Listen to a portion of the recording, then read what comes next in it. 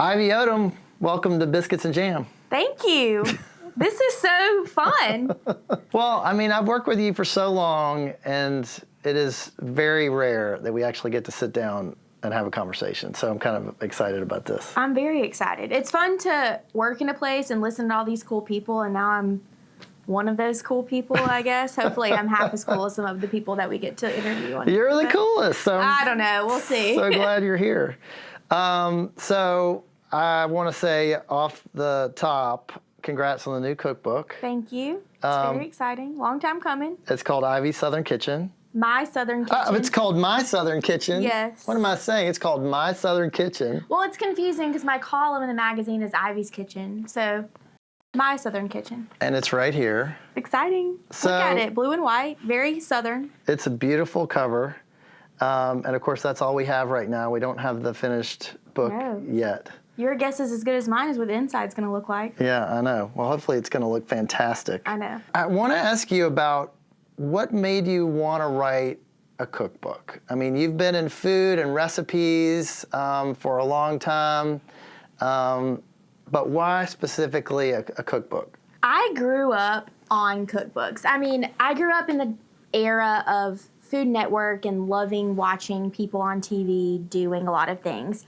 Never in a million years did I think that was going to be my life, the video aspect of it, but seeing people on TV and then buying their book, or just like dog earing recipes. My mom had handwritten recipes from her grandmother, and she kept them in a spiral bound notebook, and she would always say, okay, we're making this tonight, go to the bookshelf and like grab the copy, and you would know, okay, it's in this cookbook. She would favorite a recipe like pre-computers and write it in the back. So she would star like pineapple casseroles on page 84 of this cookbook. So you would find it, flip through, and that was just always so fun for me.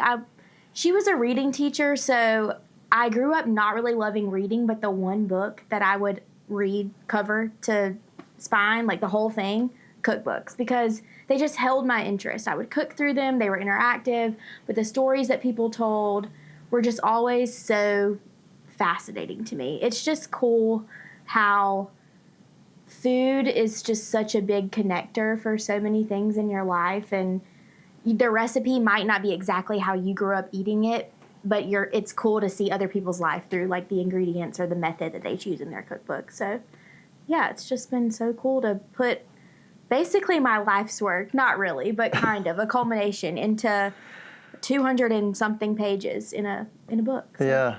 Well, it's interesting that you say that you love to read cookbooks. Yeah. And this one is full of stories. Yes. And it really is fun to read, not only just to cook from. Is that part of the whole kind of cookbook experience for you? That was super important to me. As much as I love cookbooks that are just recipes, those are fun, but I think the part of my job that I love the most is the storytelling aspect of it, whether or not that's on a video or, the head note of my recipes in my column.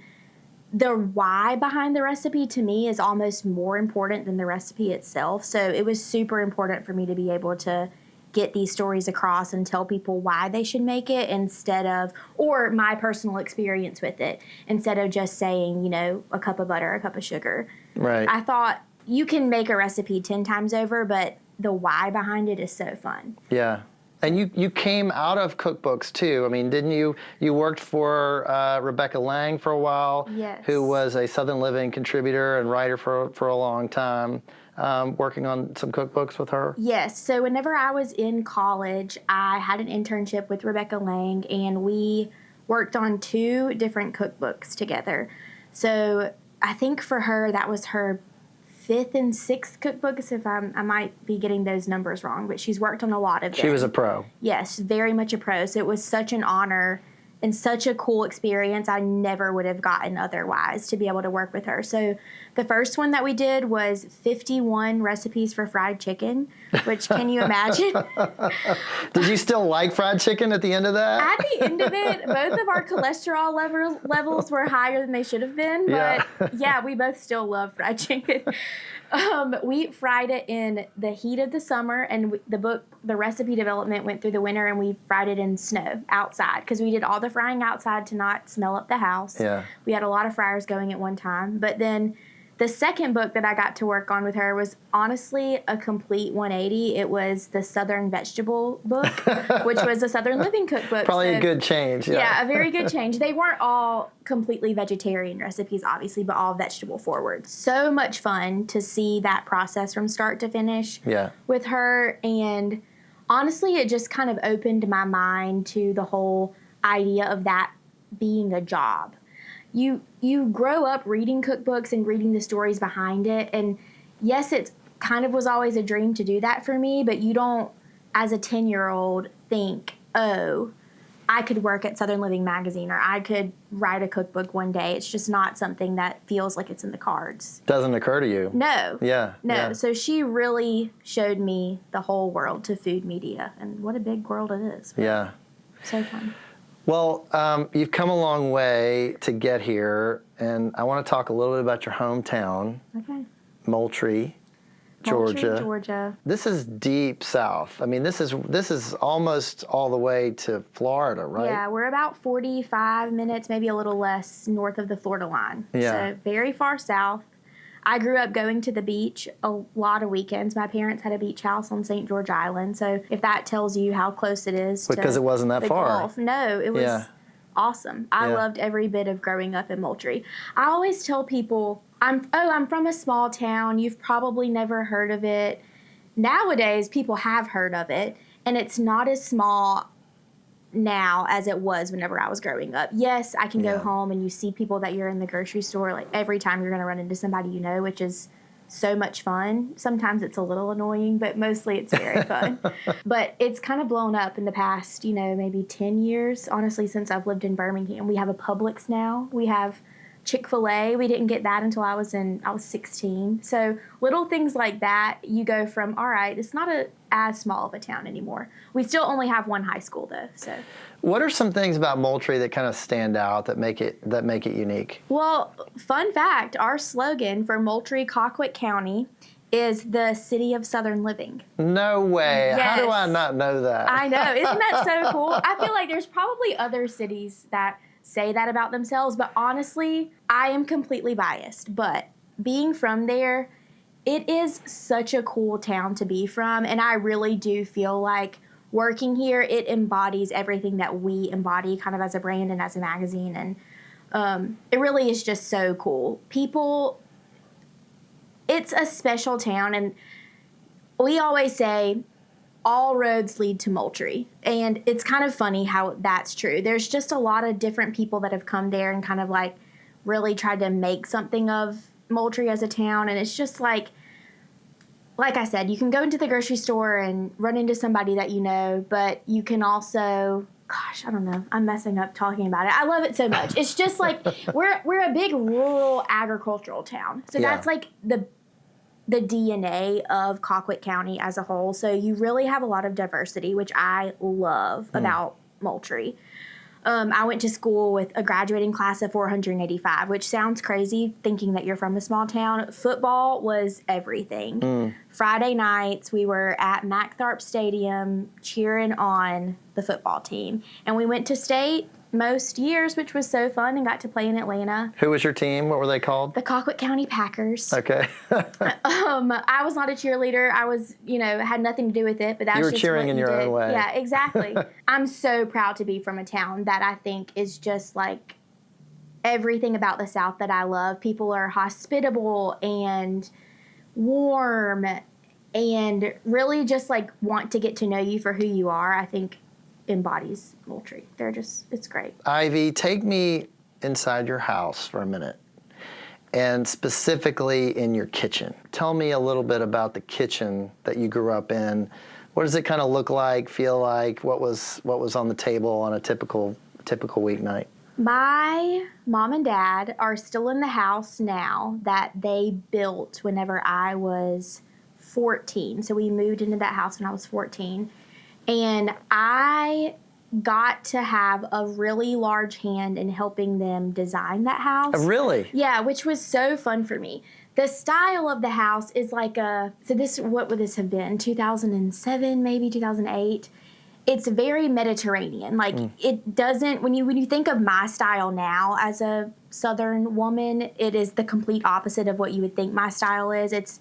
They are very inspired by the Mediterranean style. So that has a big influence on their kitchen. But the layout of the kitchen specifically was so much fun for my mom and I to design. I remember I was a home ec major. I was kind of like into all things home economics, so this makes a lot of sense. But we got newspaper and cardboard boxes, and we traced out the island, the kitchen island, the refrigerator, the sink, the dishwasher, placed it around the square footage of where our kitchen was, and got to walk around our kitchen and be like, okay, you stand right here at the sink and I'll stand at the stove, and do we bump into each other whenever we're walking around the kitchen? And just like go through the workflow, which honestly was such a cool experience as a 14-year-old to be able to get to do with your mom and think about, okay, where are the forks and knives going to go whenever we're throwing a party, and the plates, and are they okay to put by the dishwasher? So that was just really fun for me then, and it really, I think, was one of the catalysts of why I like loved growing up in the kitchen, because I had such a hand in the layout of it. So I was really adamant, like, hey, these are going to go to this place. Anyway, we spent a ton of time in the kitchen from whenever I was 14 until I graduated high school. My mom, our house was a revolving door all the time. People were there constantly. I grew up as an only child, but I never was lonely. We always had people over, so she was constantly cooking. So the kitchen that we designed together was always in use, and something was happening at all times. We had what I like to call American Idol nights, which is so funny. But this is back whenever, yes, cell phones existed, but the texting for voting didn't exist, so you had to call in order to vote for your favorite players or your contestants. But anyway, all of my friends would come over. We had about 25 of my friends every Tuesday night to watch American Idol, and my mom would make us a meal. So that was Tuesdays. On the weekends. 25? Oh, yeah. At any given time. We were sitting on the floor at the table. It didn't matter, but everybody came over to see what Sabo was cooking for supper that night, and they had their favorites they requested. But then on the weekends, we had parties, too, with my parents' friends, and we just always had something going on, and it was so fun. My mom loves to entertain, and she really, I think, that's like her favorite thing to do. She's really all about making people feel at home. She loves to give instructions, which I definitely got from her. So she's like very thoughtful about the way that she lays the food out and where she places everything so that people can have like a seamless experience on the buffet line at her house. And she's always got a theme to everything. She dresses to the theme, which is very much me too. But my dad is the instigator of every party. She loves to have people over, but he's the one that's like, all right, let's do this. And she's like, okay, I'll make it happen. So, yeah. That's great. Well, I love that you played such a role in designing that kitchen. And especially since you were going to spend so much time there, and it must have made you really feel kind of a sense of ownership of it. You know, like you were really, it was sort of your kitchen. It wasn't just your mom's kitchen. Oh, it was. I still have drawers now that are Ivy's drawers, because she had the whole kitchen, but she was like, okay, I was getting into cooking, so I had a few that were designated just for me. So all of my cooking utensils that were all pink or pig themed. I was very obsessed with pigs for whatever reason whenever I was growing up. And so any gift giving occasion, I was getting some kind of cooking something, and it was pink or pig related or like multicolored. People just love to get me kitchen stuff. So I had drawers in the kitchen all that stuff is still there now, and it's so fun to be able to pull those out whenever I go home and cook with my mom. I love that. So your mom and dad love to entertain. What's something that would be on the table that, you know, what was kind of a go-to recipe for your mom or your dad when you had a bunch of people coming over? Gosh, okay. When we had a lot of people there, it was mostly barbecue. My dad and his friends were in a competition barbecue team whenever I was growing up. Butts Unlimited, what a name. And this is your dad, Wayne, My who dad, goes Wayne, by Farmer Wayno. Farmer Wayno. I coined that term during the pandemic whenever I went home to live with my parents and work and make videos from their house. But yeah, Farmer Wayno, he is not a farmer by any stretch of the imagination. He has a very large garden, and he has about every fruit tree you could possibly imagine on his farm. I mean, that counts for something. Right. You know? Yeah. So we got the name Farmer Wayno just from me doing this silly little Instagram video series on my stories during the pandemic every day. Here's the one weird thing that my dad grows. And so he would go on and tell people about the pomegranate tree or the banana tree or persimmons. Really, you name it, he would tell people about that fruit or vegetable. And so I named him Farmer Wayno. But he's also barbecue pro. Butts Unlimited, they won a few first place trophies. Butts Unlimited. Yeah, their team. It was my dad and 3 or 4 of his friends, and they would travel kind of mostly around Southwest Georgia. We never really did cross state lines too much with our barbecue competitions. Those were for the serious people. This was just for fun. But those were such happy memories of my childhood, kind of going around with my parents and their friends and cooking barbecue. And honestly, the most awards we won, my dad did great with the barbecue, but people loved our barbecue for the seasoning blend that they bottle and create now, and my mom's Brunswick stew, which was very famous. She jokes that she won more awards for her Brunswick stew than my dad ever did for his barbecue, but she was a very big part of the Butts Unlimited team, too. And which is a real Georgia thing. It really is. It's very different from the Virginia style of Brunswick stew. And if you don't grow up eating it, I'm not sure. You either love it or you hate it. Yeah. It's an acquired taste for sure. I love it, but You grew up with it. Yeah. So your dad is he's doing some kind of barbecue, and then what, your Always. mom is maybe doing more sides? She's in the kitchen making all the sides, but also prepping all the barbecue. My dad, let's be honest, he is the grill master, the smoke master, but we're all hands on deck in there rubbing the butts with the seasoning blend and the ribs and the chicken. He's the timer of the smoker and making sure they're wrapped and chopped and everything that needs to go on. He wakes up early and starts the fire. But my mom and I help a lot with the prep of that, and then That's she's not in his there. thing. No, he does. We lay the trash bags out on the kitchen island, and he rubs them all down. But he tells us how much seasoning or anything. So it's very much a family affair. But yes, my mom is in charge of all of the sides for barbecue, and now me some, but mostly her. She loves to be doing it. So, all right, I want to ask you about somebody else in your family, and that is your grandmother. My Nana. Nana. Yes, that's my mom's mom. Okay, so this is your mom's mom, and there's a story in Southern Living coming out called Baking with Nana. And it's about, time that you've spent with her, and it's a very sweet story. But talk to me a little bit about her as kind of a cooking inspiration for you. So my Nana's name is Judy. So my grandparents were in the same town in Moultrie, basically, in Greater Colquitt County, and within 20 minutes of my parents' house always. They had 3 grandchildren, me being one of them, so 3 total. Let's say my grandparents' 3 favorite things were Georgia football or Georgia sports, Packer sports, any of them, and their grandchildren. They were the biggest sports and grandchildren. In that order, or? No, the grandparents, I don't know. My grandfather, him and Georgia football, we'll see. But they came to every single event that the grandchildren ever did. A sporting event, that was never the case for me. I was a more artsy-fartsy type. Piano recital, choir recital, any of that, they always came to it. And I grew up spending time with them multiple times a week. So on weekends, I would usually spend Friday nights whenever I was super young, mostly to give my parents a break.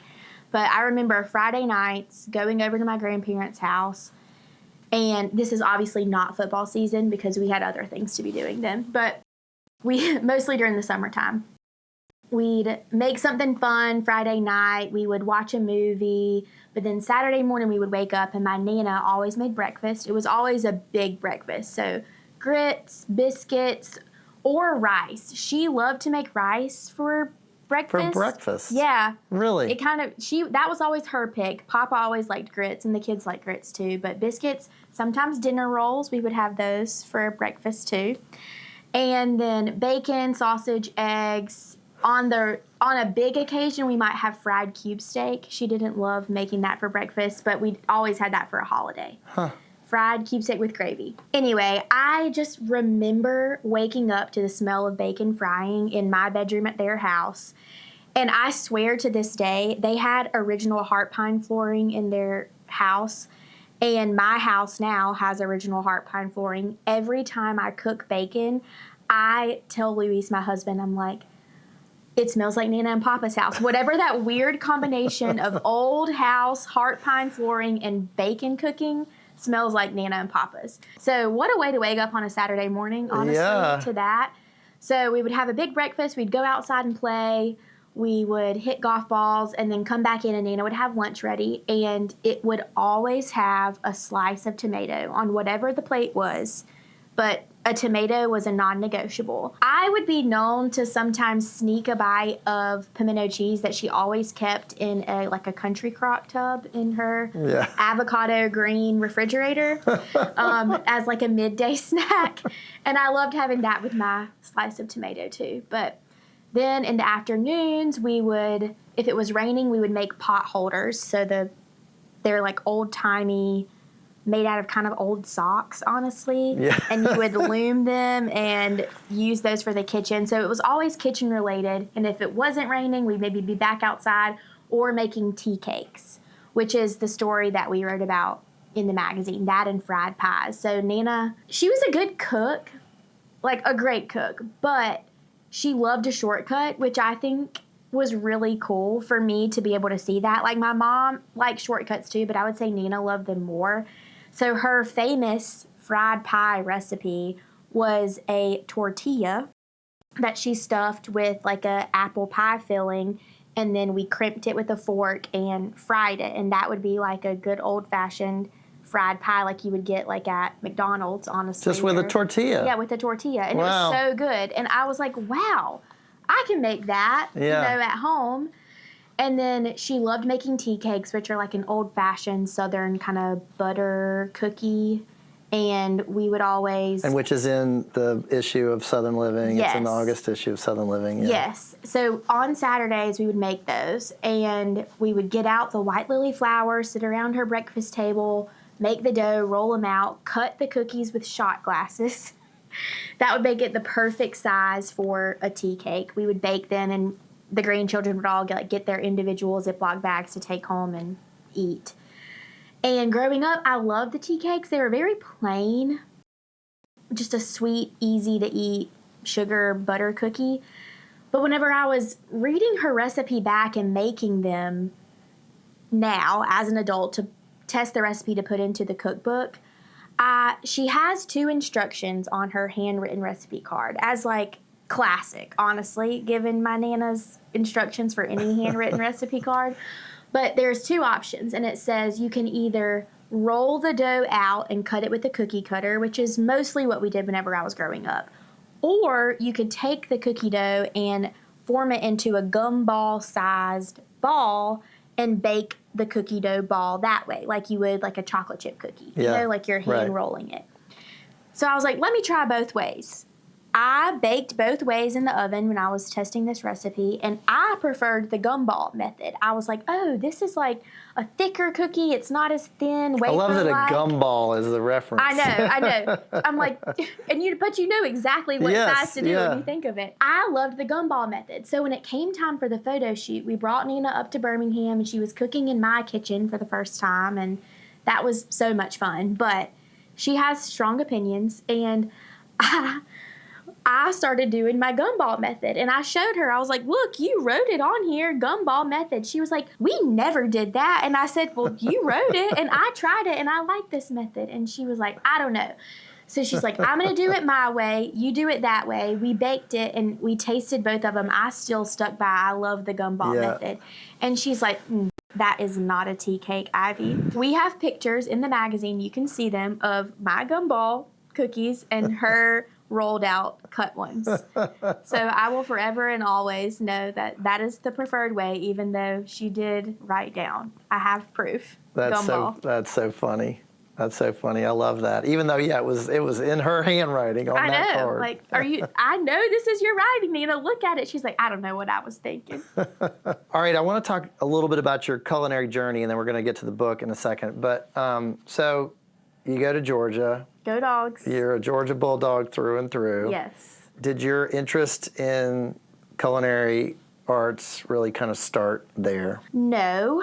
I have always been into cooking. Well, I was a picky eater. This is a little bit of a roundabout way to get here, but I was a picky eater until I was maybe in like late middle school, early high school. I started venturing out, but that's when I really started getting into cooking because I was super involved in the home ec department in middle school and high school. So that was a big influence on one of the reasons why I wanted to go to Georgia. College football affiliation aside, Georgia is one of the premier programs in the country for family consumer sciences and home economics. Oh, really? Okay. Yeah, so there was a very short list of schools in the first place that I would have wanted to go to because I knew I wanted to do something in home economics, and their department there is just phenomenal. So that's what I went into Georgia majoring in, I was convinced I wanted to be a home economics teacher. So food was always on the mind. I always thought I wanted to teach food in some capacity, and at this time in my life I thought it was going to be to high school students in the classroom. So that's always been a huge part of it, but culinary school was never on my radar just because, again, I didn't think you can make a job out of it. It always sounded so fun. That was like a dream one day, but I was going to school to be a home ec teacher, so I was taking all the required classes for that. You had a path. Yes, I did. And that did involve cooking classes at Georgia, which was so fun. That's like a great part of my major. I got to cook and eat for class credit. I worked in a dining hall for class credit. I learned a lot about like food there. Fast forward to my second semester of my junior year. I was in a home economics classroom 2 days a week in a local high school, and I finished it and I was like, oof, I don't think I can be a teacher. Like, this is not for me. I love the art of teaching. I love food. I want to do something with that, but it's not this. So that's when I found Rebecca Lang, and she kind of opened my eyes to this whole other world of teaching people in a kind of roundabout way. And through writing and food journalism and cooking classes at a Williams-Sonoma or wherever. Yeah. And I was like, okay, this sounds fun. So she encouraged me to change my major from home economics education to consumer journalism, which, fun fact, was basically a food media major. The most perfect major anyone could have for my current job. Yeah. I think it's still such a cool program that they offer. They've changed the names a million times since I've been in school. But yeah, she encouraged me from there. I also double majored in Spanish, so completely unrelated to the whole food world. But I got to study abroad in Spain, and that really, I'd always loved traveling. But I love traveling because I love to eat and I love to try other cultures' foods, and that was always super fascinating to me. So that really sparked my love of like being so interested in learning about other people's foods and wherever they came from. Even if it was Southern, just like, oh, you're from South Carolina, you would assume as a Southerner, like you grew up eating the same foods. Absolutely not. We know that working here. And it's just so cool to me to just see how people grow up and different foods that they eat. So traveling and food have always gone hand in hand for me. And Rebecca encouraged me to go to culinary school after I graduated, so I kind of treated that as like a grad school sort of program for me. I didn't have to take any additional business or English classes. It was more of a certificate program, but it was a year long, and it was 6 months in the classroom, and it was in Gaithersburg, Maryland, so I got to move outside of Georgia for the first time in my life. L'Académie de Cuisine? Yes. Yeah. Impressive with your French. That's very good. It was such a cool experience for me. I lived in D.C. because that was super close to Gaithersburg, so I got to live in the nation's capital, which was a very fun experience for me. It's a huge food hub, too. And I commuted to Maryland for school, and it was about 20 minutes every day. I had to be there really early, like 6 o'clock in the morning, and we would come back home around 4. And it was very difficult and very hard. All instruction was given in English, but it was a very French traditional curriculum, and the menu was given in French every day. So I learned a little bit of French. After majoring in Spanish, I learned a little bit of French, which was easy for me to pick up on just because they're both Romance languages, and that the language part of it always was interesting to me too. But learned a lot about French technique, which is classic traditional technique, and some other techniques too, but learned mostly time management skills and good cooking technique in culinary school, and it was the best experience ever. It was required as part of culinary school to do a restaurant internship, which was not my favorite part of my life. I loved... You were just never really drawn to that side of the culinary... No, restaurants were never profession, on my radar. yeah. No. I loved eating at them, but working at them was never something that I wanted to do, but it was required. And at the end of the day, I did get to move not back to Atlanta. I'd never lived in Atlanta, but I did get to move back to Georgia for my restaurant internship, which I did at Empire State South in Midtown Atlanta. And so that was Hugh Atchison's place. Yes, yeah. It was such a cool spot to be able to work in, and to be able to come back sort of home and be in the Atlanta food scene was awesome. Would I ever work in a restaurant again? No, but I did learn so much about myself. I got a thick skin, which I think I couldn't have my job now, where you're like kind of in the public eye with people that are constantly criticizing you in a public way, if I did not work in a restaurant, because that really shaped, I think, a lot of the thick skin that I have now. Interesting. Yeah, very tough. Anybody that works in the restaurant industry, I have so much respect for, and I'm so thankful that my professors at culinary school made me do it. I think working in the food world, you get a lot of street cred from working in a restaurant, just because you're in the trenches with the rest of the people. And as much as during the time it was so hard, I look back and I'm like, wow, I learned so much, I grew so much, and it makes me appreciate restaurants like tenfold now that whenever I go into them. You spent a year in culinary school. Yes. Was there something that you learned there that really stayed with you? Either just sort of a new way to think about food, or it could have been something that was a little bit more technique-oriented? Learning my way around a kitchen and the time management part of working in a restaurant, I think, was really huge for me. Just cooking fast, thinking on your feet. It's mentally and physically exhausting, and I think that part, like the challenge aspect of it, is really good just to learn, any human to learn that, not just like food people. I think that was the biggest just kind of overarching lesson that I learned, but a very small, minute detail that I learned there, which is like a specific recipe. Up until working in a restaurant, I hated peas. Like black-eyed peas, field peas, butter beans, anything like that, those cooked to death vegetables. Yeah, because that's how you grew up with them. Exactly. Yeah. Well, working in a restaurant changed my life on the pea front, because I learned a new to me technique for cooking peas. And we didn't cook them to death. We cooked them until they were just done, so they still had a little bit of bite to them. We glazed them, which is a restaurant term, but basically you put butter and chicken stock in a pan kind of at the same time and create this glaze. Glaze is a loose term. Then you put your peas in the skillet, toss it around with some other finely chopped vegetables. Mirepoix is a very fancy French term. And then do lemon juice and some more butter at the end. They are the best peas I have ever had. Put a little fresh herbs on there. That was my gateway to being able to eat cooked to death black-eyed peas. And now I will eat them any way you give them to me. But I think I just needed that fresh, literally, perspective on recipes to make me appreciate the way I grew up eating them too. So 2 very different answers. Yeah, but gave you a whole new perspective on something. It did. All right, I gotta ask you about a story that happened when you got to Southern Living.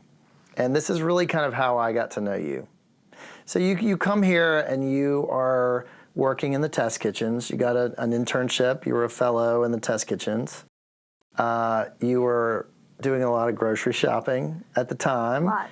And trying to learn as much as you could. And you could make things of your own occasionally, but not all the time. You were usually, working for other people. And one day you had a chance to actually make something. You had a free afternoon or something, right? Mm-hmm.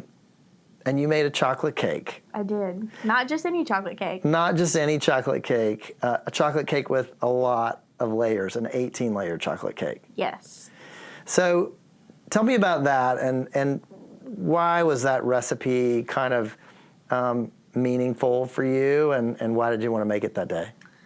So for people listening, this 18-layer chocolate cake, if you can imagine it, it kind of looks like a stack of pancakes with chocolate frosting in the middle of all of them, and it's covered in chocolate frosting.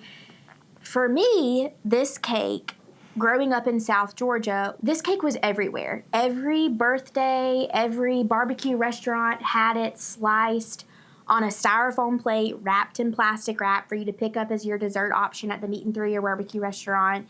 This was at every church function. You name it, you could find the little layer, or some people call it thin layer, chocolate cake. It ranged anywhere from 10 layers, but you really, in my neck of the woods, never saw it less than 10 layers. Some people say, oh, that's the same thing as a 6-layer or 7-layer cake. No, these layers are way thinner. So 10 layers was kind of the lowest you would go, really all the way up until 18. And it was my favorite dessert growing up. I loved it. And I would request it for my birthday most years. I didn't always get it. That was my favorite year whenever we did get that. But my mom also grew up requesting that cake for her birthday. Her great-grandmother, so Nana's mother, we called her Granny, she started making the cake for the grandchildren and would always have 12 layers no matter what. Great grandmother. Yes. So this goes way back. Way back. This has been a cake in my family forever, but also in South Georgia, just kind of forever. Yeah. So however old my mom was, this would have been in the 70s that she was making this, but this is like a very old school recipe. Anyway, my great-grandmother would make the layers in a cast iron skillet and cook them on the stove like a pancake. Then her recipe over time evolved, and she started cooking them in the oven but still in a cast iron skillet. My recipe, I cook them in aluminum cake pans just to make my life a lot easier. Yeah. And you can cook more at one time that way. But anyway, my great-grandmother would make the cake always with 12 layers until your 13th birthday. And on your 13th birthday, you got 13. 14, 15, 16, she would always increase it, and she got up to 18. And that was as high as she ever went. So this cake is pretty tall, and my mom told me that that's what she did when she was growing up, and every time I always got it for my birthday, it was the standard 12 or 16 layers. But I had tried a few times throughout my life to learn how to make this cake. Of course, it's one of those recipes that nobody ever wrote down.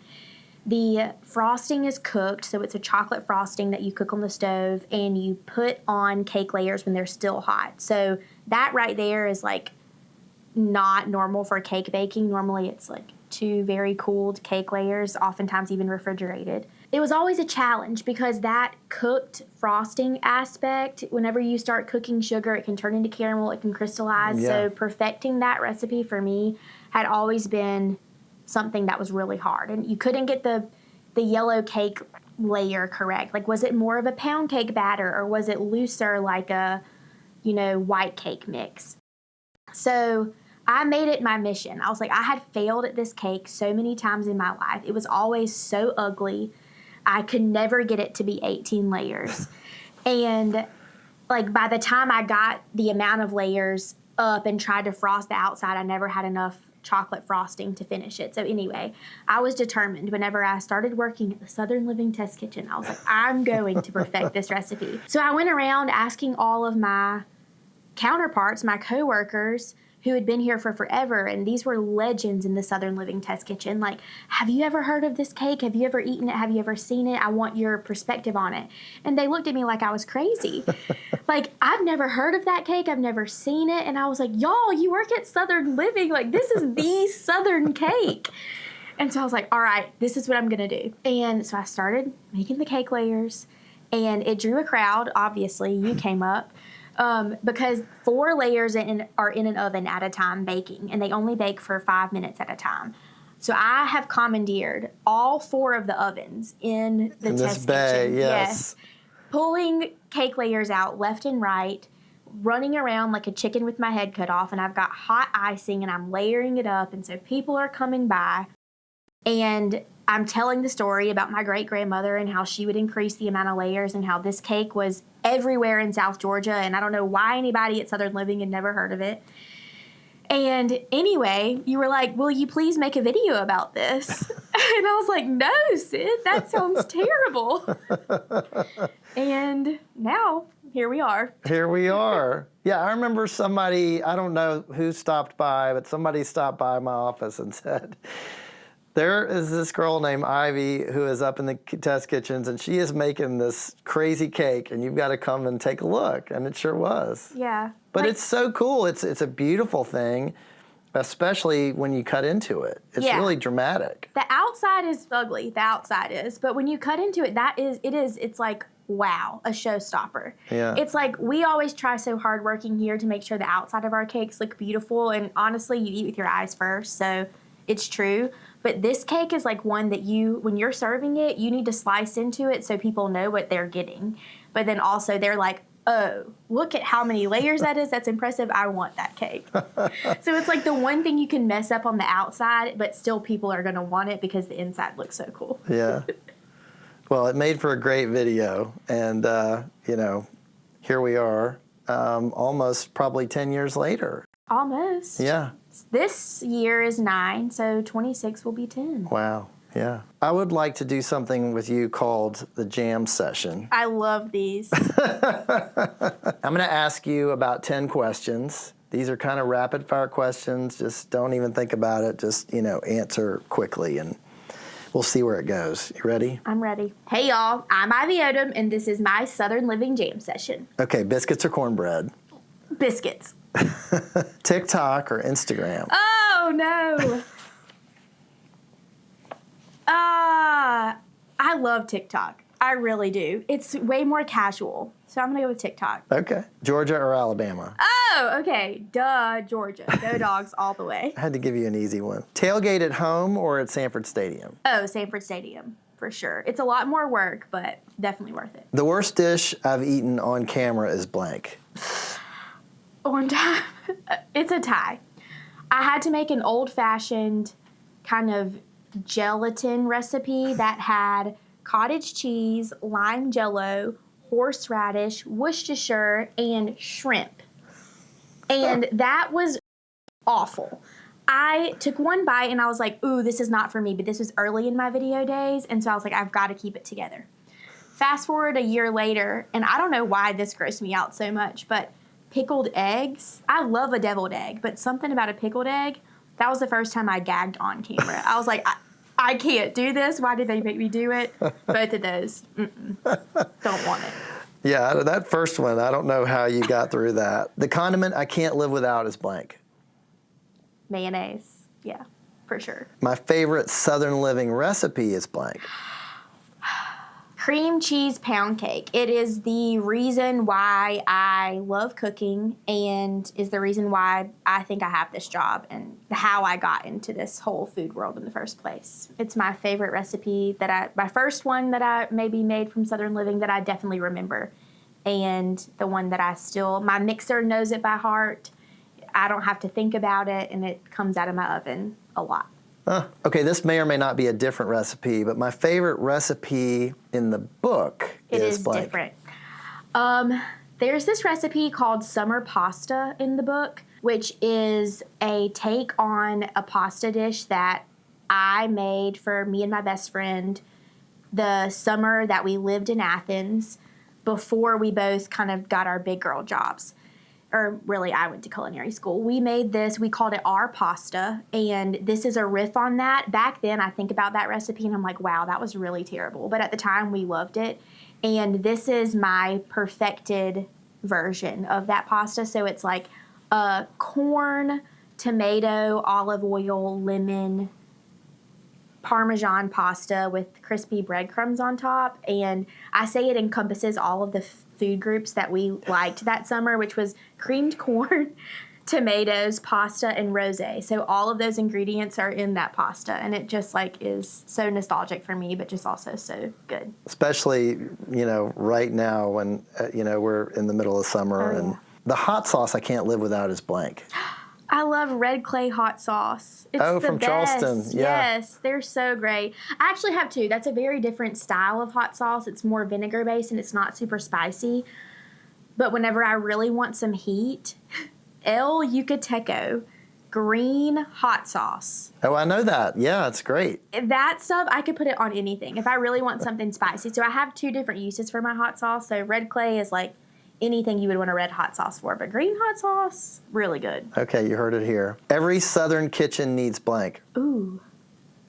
Well, cream cheese pound cake, I would say you need a good tube pan. If you're going to make a good pound cake, no butt pan, tube pan. This is the straight-sided, old-fashioned, thin, like almost aluminum cake pan. They make the best pound cake. So if you really want to be a true Southern cook, invest in a good tube pan. The secret to great sweet tea is blank. Baking soda, obviously. I don't know why people think it's not. All right, Ivy, thanks for playing the jam session. So fun. Okay, let's talk about the cookbook. So many of the recipes in this book have family stories attached to them.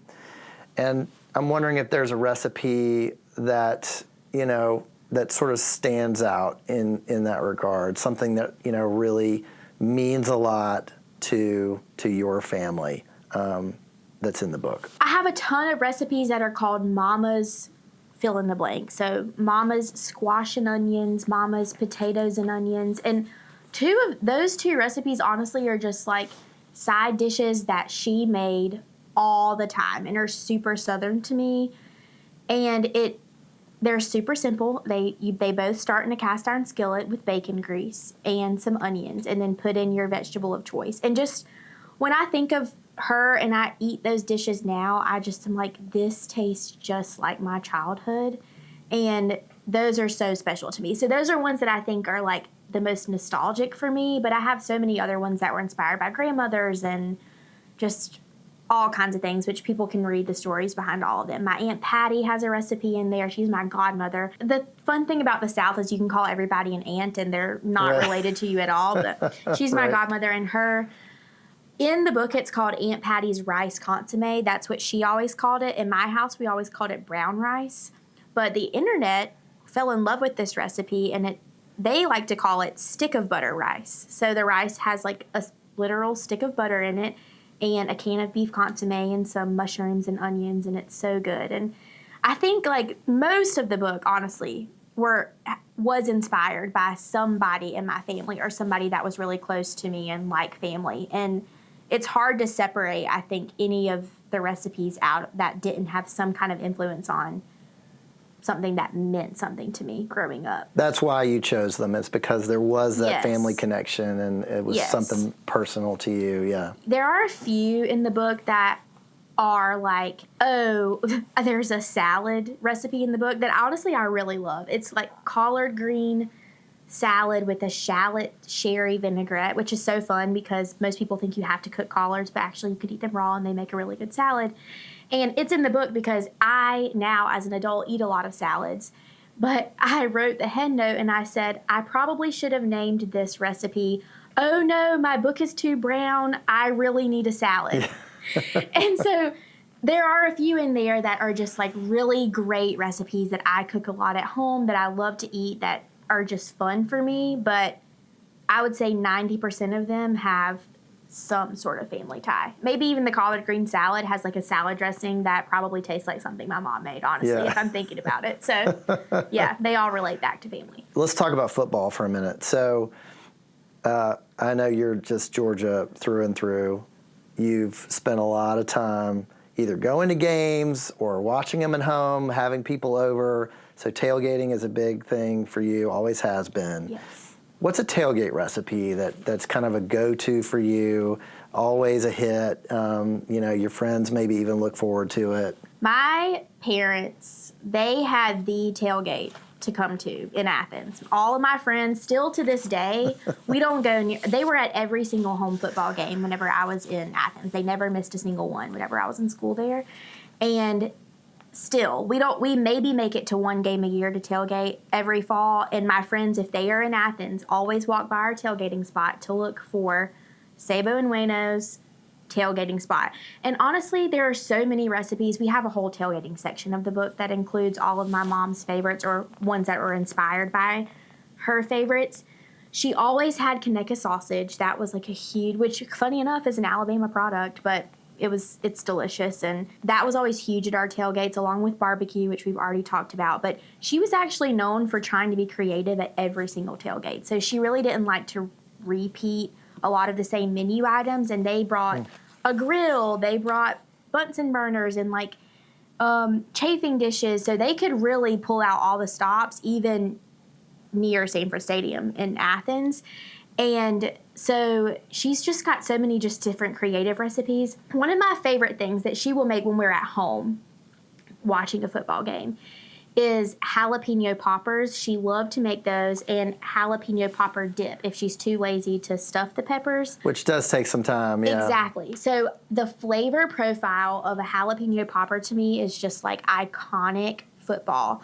So I took her jalapeno popper dip and flavor of her jalapeno poppers, but it has like candied bacon and sometimes corn, and made it into like a nacho sauce and put it on top of chips. That to me is like the perfect tailgating scene because there's always something crunchy, cheesy, packed full of like sausage. It's called corn and smoked sausage nachos is the name of it, and it's like inspired by her jalapeno popper dip. Ooh. Just iconic. I gotta make that. I'm a sucker for a jalapeno popper every time. Why are they so good? I don't know. So they even hurt you a little bit. They It doesn't matter. I'm like, the spicier the better. Keep coming back for more.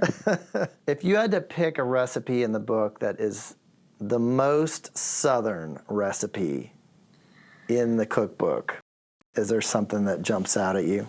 Gosh, my Aunt Brenda's banana pudding is a very Southern classic recipe. One of my all-time favorites in the book. I grew up with that banana pudding. I would say that, and also coffee punch. I have a lot of fun cocktails and drinks that are very Southern, bourbon-based, or I have a milk punch, which is super Southern in the recipe.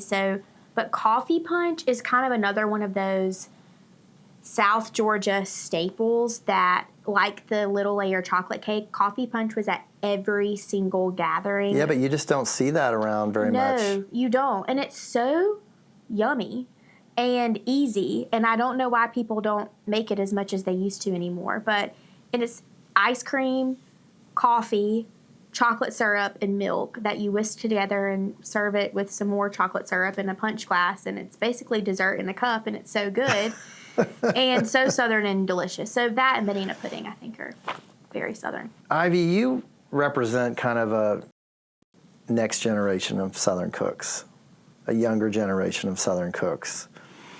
And I'm wondering what you hope for this book when it comes to the audience that it's going to reach. I mean, do you hope to reach a lot of younger cooks and who maybe haven't really discovered their connection to Southern food yet? That is the number one goal in everything that I do with this brand. I love Southern living. It's such an aspirational brand, and I have loved looking at it my entire life. But I think the most fun part about my job is the platform that I've been given to help bring it into a new generation of younger cooks or just younger Southern Living subscribers. Honestly, you don't have to love food in order to love the book or love anything that we're doing at the brand. But making Southern cooking feel nostalgic but attainable is a goal that I had for making the recipes in this book. There's a whole chapter called Lazy Sundays, which gives some classic Southern recipes that you just can't mess up, and you've got to do them the hard way. And if you want to learn how to make something like your grandmother did, I've given that opportunity for you, but I've suggested ways to make a shortcut or make it easier for a weeknight meal. So I always want to make sure that all the recipes feel approachable in some way or nostalgic in some way, and I feel like that's like a good gateway for younger cooks to be like, oh, that looks just like what my mom made, but this looks fun, and I think I could serve this for a party or whatever. And I think the biggest thing for younger cooks or just people who are hosting in general is you don't have to pull out all the stops. You don't have to be like your grandmother and be in charge of all of the dishes at the table. It's a cool thing to be able to have a potluck and have your friends bring their favorite dishes, and you can have your one iconic dish that you spend a ton of time on. For me, and I learned this from my mom actually, it's not going to be a party unless you are genuinely enjoying yourself at your own party. And that is so important to me whenever I'm telling people and like trying to empower them to like have their own parties is don't make it any harder than you have to. If that means going to Chick-fil-A and picking up a nugget tray just so that you can have your friends over, that's fine. That to me is my goal. It's just making entertaining and cooking attainable for whoever wants to give it a go. Yeah. I think like I have learned a lot about, and I wish the book went into this more, but maybe this is book 2, but kind of like an easy weeknight go-to meal and just the stress of having to pick out meals. I would say this book is great for whenever you want to bring something fun for a one get together or host people at your house. But the weeknight meal train or meal decision making fatigue is honestly so hard. And I got into that a little bit in the book, and I just hope that people like the day in and day out of cooking is exhausting for everybody. And so when it comes to these bigger occasions, you don't want the day in and day out stressors to affect that, and hopefully I've made it fun for them. So we'll see. It definitely is. It definitely is. Every page is fun. So, but I'm sure you have a lot more of these stories and recipes in you. Yeah. So book 2, here we come. We'll see one day. All right. Well, Ivy, last question for you. What does it mean to you to be Southern? This is my favorite and least favorite question because being Southern is just, it's me. It's so hard to kind of have been ingrained with being a Southerner. It's my identity for my entire life. I've never known anything different, which is honestly so fun. I can't imagine being from anywhere else. For me, I think it's just being hospitable. I think a lot of people, the reason that they can relate to me in a lot of the things that I do online and publicly is because I pretty much am what you see. It's very authentic, it's very genuine, it's very approachable, and I think a real born and bred, tried and true Southerner is that way. They make you feel like you can see a little bit of yourself in them. That is, I think, the true definition of Southern hospitality. Yes, you can always have a plate of food, or you can always be kind and be nice, and yes, all of those things are encompassing. But I think the way people really feel seen is being able to see themselves in something that you said or did, and that's how you can really relate to people. And I think real deal Southerners have a real art to doing that. And for me, I think when I meet those types of people, I'm automatically drawn to them. And that's what I hope I can convey in my Southern lifestyle and my Southern life is just approachability, authenticity, and making someone feel like they're a friend or they're welcome regardless of who they are or where they came from. Well, that is beautifully said. And as I knew it would be. Congrats on the book. Thank you. It's so great, and it's such a great expression of your creativity and your personality and your family stories, and it's a lot of fun. It was such an honor to be able to do with the brand, with Southern Living. Like, how cool. I never in a million years. It's been on my coffee table my whole life. And yes, I get to work here every day, and every day walking into the office is a pinch me moment. But seeing this is just so cool and such an honor. So thank you for letting me do it. Absolutely. Well, Ivy Odom, thanks for being on Biscuits and Jam. Thanks for having me. Bye, y'all.